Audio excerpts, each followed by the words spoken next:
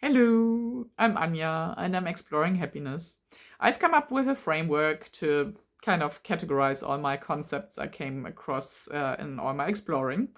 It's called the Pillars of Happiness, and there are 6 pillars. And this video belongs into the first pillar, body, because that's where happiness happens. And this is the 4th video. So this is the final video for this pillar. I've talked about the brain, about hormones, the nervous system, and now I'm going to talk about general health. Also, in the beginning of the video, I always ask, can we be friends? Because I'm pretty casual and this is how I roll. So I hope we can be friends, at least, here. And that allows me, hopefully, also, well, I'm just going to do it, to look at my notes so that I tried teleprompter, I tried spontaneous, I tried learning by heart. It's not working for me, so I need my notes in an exercise book. And these are my hands. I have to film like this. It's not working differently here. I know it's not ideal. And they look a bit detached, but they belong to me. They're not anybody else's. General health. Okay, so I'm not a dietitian or any healthcare professional. This is really just based on my own experience. I've been general health, I've been really bad in that for a long time. So I really explored that. And I read a lot about it. I talked a lot about it with other people and tried out things. So this is based on that. But basically, it's quite logic that the body is where happiness happens. And if you, first of all, the happiness hormones have to be produced. So you need to kind of give the body the opportunity to do that and feed it and treat it accordingly. And also, if you don't do that, and if you don't put the nutrients and the things the body needs and, maintain it, maintain the body, it's going to be stressed. And stress is more the rest. Let's go this again. So relaxation is very much connected with happiness. So stress is not. So you stress your body and the happiness levels go down. I mean, signal, danger here, nutrients missing or need movement or need sleep or something like that. Let's go through this and let's get started with breathing. Yes, if you watched my video about the brain, breathing is in the brainstem. It's automatic, but we can do it consciously. And I find myself a lot of times holding my breath, which is, of course, not very relaxing. It's very danger, right? So I have to breathe again. Also, you can just take a few deep breaths, just oxygenate the body. Let's not forget that we can be 30 days without food. I've never tried that. 3 days without water, but only 3 minutes without oxygen. So let's get that breathing going. The next thing on my list is vitamin D, which is produced when we expose ourselves to sunshine. The body makes it itself. It's also related to happiness, maybe also because it stresses us not to have vitamin D, which is there for basic functions, or not there. Anyways, I mean, all you do have to expose yourself to sun. How easy that is in your country, because you have a lot of sun or no sun, well,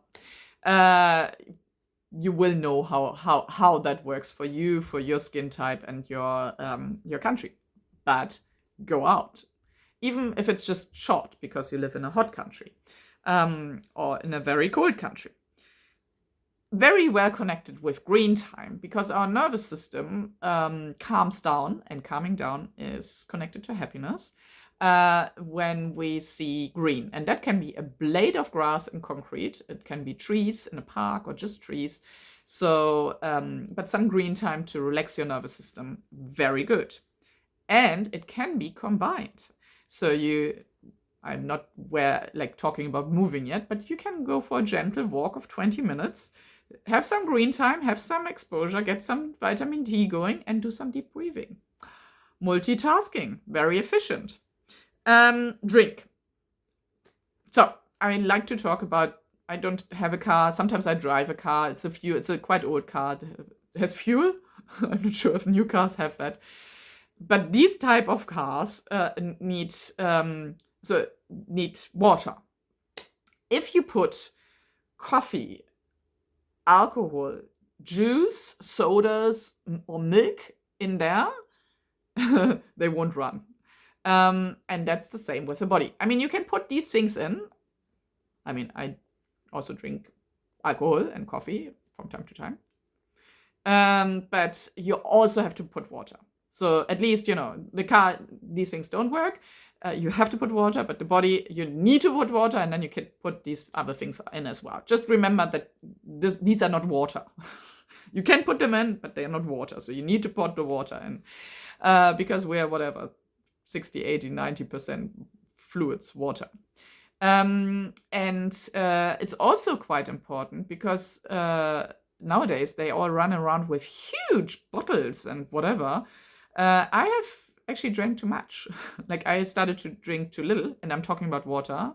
I started with too little, and then I started to drink more water, and I became less sluggish and less sick, and it was awesome. I felt better. So when I had health problems, I thought like, yeah, more water.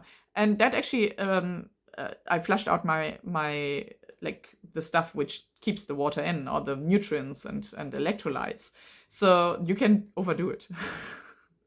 Stick to the 8 glasses or herbal tea. Around that, if it's hot or you exercise, be a little bit, work out for yourself how it should be. But don't think like, oh, cool, so let's do more. More must be better. No, not working. So drink your water or herbal tea. Then we come to eating. Back to the car. If you only put fuel into the car, it will eventually break down. Because it also needs water, oil, and air for the tires. That's the same with the body. So fuel would be carbs, like sugar, sugary stuff, and bread, and pasta, and rice, and potatoes, and so on. And that's great. It can run for some time, right? But after some time, the body goes like, yeah, but I have the other things. Protein, a bit of fat, and vitamins, minerals, and nutrients. So our water, oil, and air. I'm just saying. So I really like the book Nutrivore, like omnivore, carnivore, Nutrivore. And I also really like Glucose Revolution. Look them up, read them if you want want to learn more about that. But that's how it works. Put in your nutrients, and then you can eat also a crap if you want to. But you need your veggies. I'm sorry to say it. And then you can have whatever, the donut. I'm always saying donut. I'm not eating many donuts. I ate other crap. It makes really a difference. For happiness levels, well-being levels, whatever. Next one, moving. So I'm going to start somewhere else than you might think. We have the cardiovascular system. So that's the blood, because all the cells need nutrients like oxygen and nutrients, vitamins and so on. So that the body can function. And if they don't get it, the body will die, break down. So we have a pump for that, the heart, so that is happening. It's ensured. But we have another fluid system. That's the lymphatic fluid system. That's I think it's more like clear fluid. And that's pumped by muscle contraction. And lucky, breathing is muscle contraction. So there's some pumping going on. It's part of our immune system, and it's detoxing our body. So it's getting waste from everywhere and then disposing of it. I'm not going to go into that, but it needs movement. And I'm really, really not talking about marathon. I'm just talking about if you sit too long, which I think is 20 minutes or 30 minutes, and you can feel it. You feel like, oh, I need to move. There you go. I mean, that's already a really good start. Move. Usually, like my bum starts to feel at some point like, oh, it's like I have to move. And of course, that is very well combined with herbal tea.